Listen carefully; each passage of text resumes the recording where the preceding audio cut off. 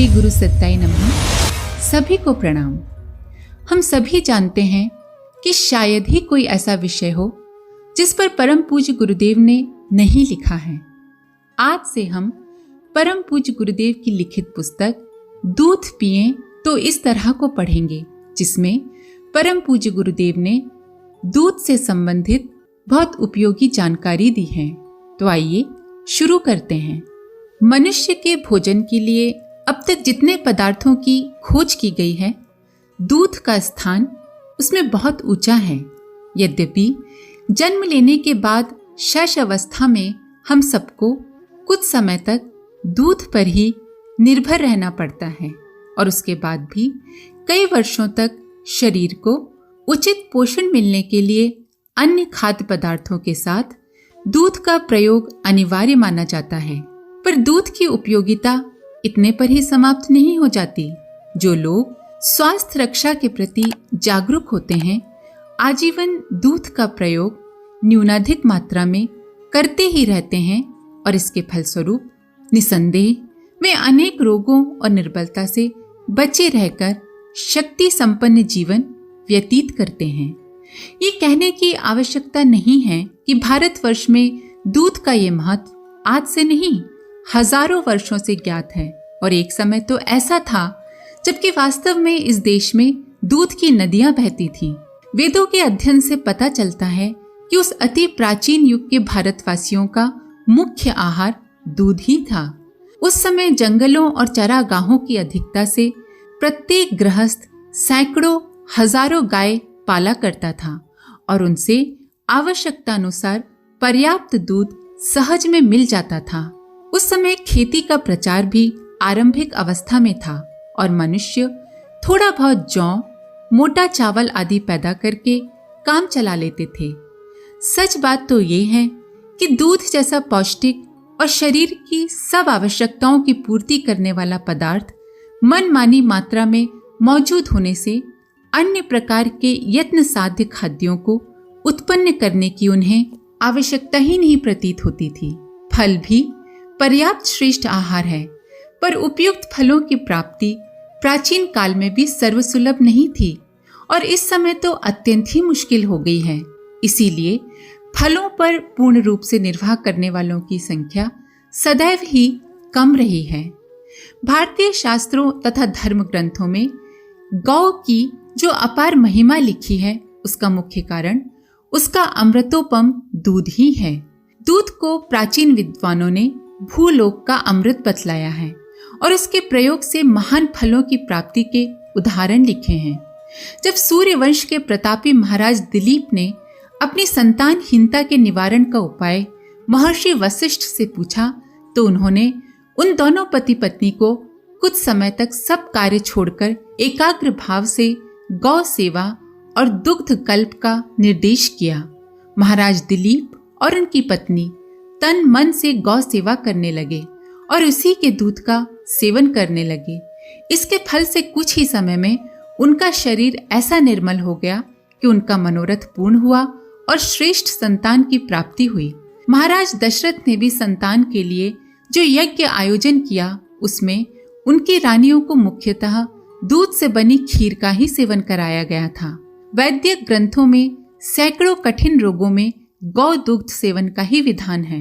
वास्तव में स्वास्थ्य को उत्तम बनाए रखने और जीवन का सुख पाने के लिए दूध का प्रयोग अनुपम ही है।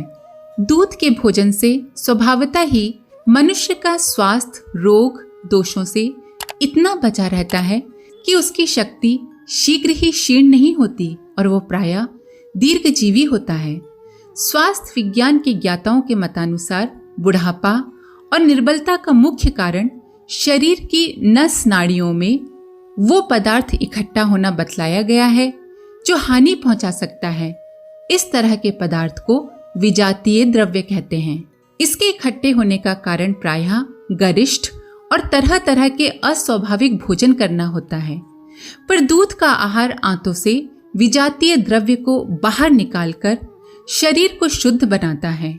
दीर्घायु व्यक्तियों की जांच करने वाले डॉक्टरों ने पता लगाया है कि आजकल सबसे अधिक संख्या में दीर्घजीवी बल्गारिया में पाए जाते हैं और इसका कारण यही है कि वहाँ के निवासी गाय पालते हैं और दूध दही का सेवन करते हैं।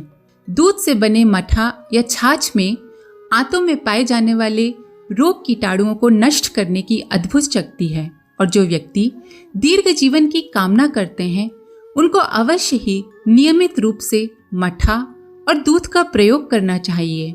एक विद्वान का कथन है कि एक सेर दूध में जितना जीवन तत्व होता है उतना 3 सेर मांस या 8 अंडे अथवा 1.5 सेर कॉड लिवर से प्राप्त हो सकता है। इससे स्पष्ट है कि जो व्यक्ति प्रतिदिन सेर या आधा सेर दूध का सेवन करते रहते हैं वे अपने शरीर को बड़ी उपयोगी और बहुमूल्य जीवन सामग्री देते रहते हैं। प्रतिदिन कार्य करने से हमारे शरीरस्थ अणुओं या सेलों की जो टूट फूट होती है उनकी सबसे अच्छी पूर्ति दूध द्वारा ही होती है, क्योंकि दूध में शरीर निर्माण के समस्त तत्व उचित मात्रा में मिलते हैं। पर अन्य प्रकार के आहारों से जो कठिनाई से पचते हैं अथवा जो मानव प्रकृति की दृष्टि से अस्वाभाविक होते हैं, नए सेलों का या नए अणुओं का निर्माण ठीक ढंग से नहीं हो पाता और शरीर में निर्बलता उत्पन्न होने लगती है। दूध की आरोग्यवर्धक शक्ति का मुख्य आधार ये है कि उसमें नया रक्त बनाने वाले सारे तत्व उचित परिमाण में पाए जाते हैं और वो सरलता से पच भी जाता है। अन्य प्रकार के खाद्य पदार्थों के बारे में ये विचार करना पड़ता है कि उनमें कौन से तत्व हैं और कौन से तत्वों का अभाव है जिनकी पूर्ति के लिए अन्य पदार्थ ढूंढे जाएं। पर दूध एक ऐसा पदार्थ है जिसमें हमारी बाहरी और भीतरी आवश्यकताओं को पूरा करने वाले लगभग सभी तत्व प्राप्त हो जाते हैं और जो सामान्य अवस्था में किसी प्रकार की खराबी नहीं पैदा करता। अमेरिकन प्राकृतिक चिकित्सक डॉक्टर मैकफेडन का कहना है, दूध के आहार पर रहने वालों को इस बात की चिंता नहीं करनी पड़ती कि इसमें कौन कौन विटामिन या खनिज लवण या अन्य पोषक पदार्थ हैं और कौन से नहीं हैं। दूध में हर एक जरूरी विटामिन और पोषक तत्व उचित मात्रा में और सजीव अवस्था में रहता है और रोगी का शरीर शीघ्र ही इस अति सुपाच्य आहार को ग्रहण कर लेता है। एक अन्य डॉक्टर का मत है, दूध जैसा संतुलित भोजन दूसरा और कोई नहीं है। यही एक भोजन है कि जिसमें प्रकृति ने शरीर के लिए सभी जरूरी तत्व जमा कर दिए हैं। अतः दूध को भोजन का मापदंड मानना चाहिए। बालक, अधिक बूढ़े और रोगी व्यक्ति तो बरसों तक दूध पर रहते ही हैं। बड़ी उम्र के व्यक्ति भी यदि चाहें तो बहुत समय तक केवल दूध पर निर्वाह कर सकते हैं और उनके शरीर में किसी प्रकार की कोई कमी नहीं होती। ऐसे लोगों की उदाहरण मौजूद हैं जिनको विशेष कारणवश 30-40 वर्ष तक केवल दूध पर ही रहना पड़ा और वे अपना जीवन अन्य साधारण लोगों की तरह बिना किसी कठिनाई के व्यतीत करते रहे। तो भी हमारे कहने का आशय ये नहीं है कि अधिकांश वयस्क और स्वस्थ लोगों को केवल दूध पर निर्वाह करना चाहिए, क्योंकि आजकल वर्तमान समय में तो दूध का अभाव होता जा रहा है और उसका मूल्य भी दिन प्रतिदिन बढ़ता जा रहा है। फिर इस समय हमारा रहन सहन जैसा बन गया है और सैकड़ों पीढ़ियों से अन्न खाते रहने की वजह से हमारे संस्कार भी ऐसे बन गए हैं कि लगातार दूध पर रहने से हमको संतोष हो भी नहीं सकता।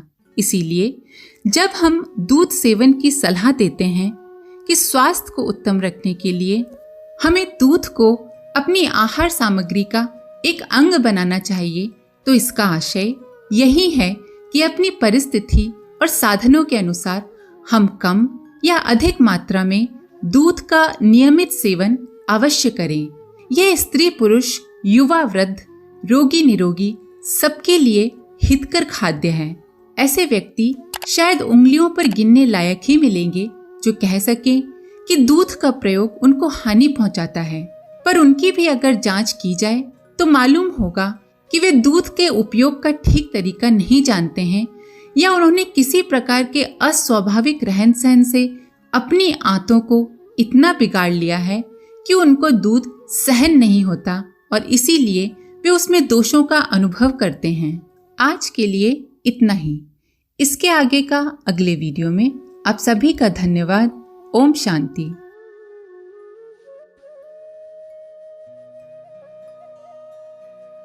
हमारे YouTube चैनल को सब्सक्राइब करें और बेल आइकन को दबाकर ऑल पर क्लिक करें ताकि आने वाले सभी वीडियोस की नोटिफिकेशन आपको मिलती रहे।